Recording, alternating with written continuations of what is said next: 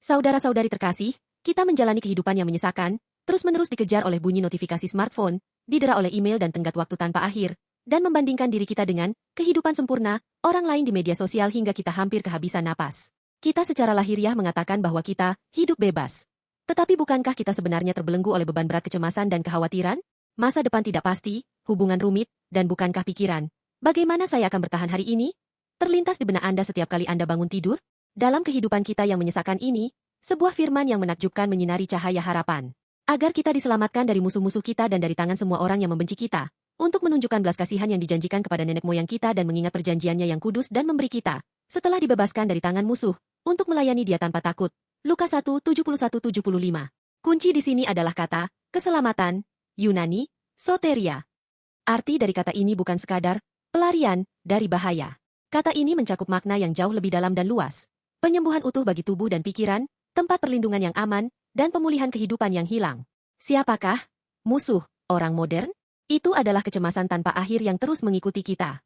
Pikiran-pikiran seperti, mampukah saya melakukannya dengan baik? Apa yang akan terjadi besok?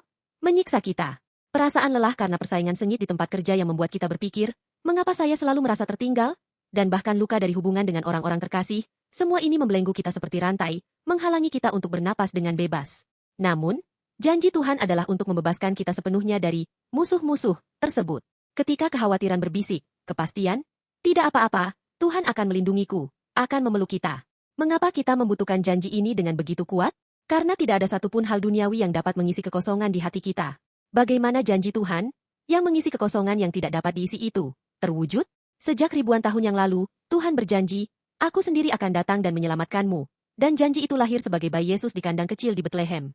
Yesus adalah Tuhan keselamatan yang datang untuk membebaskan kita dari semua kecemasan, dosa, dan ketakutan akan kematian yang menyiksa kita.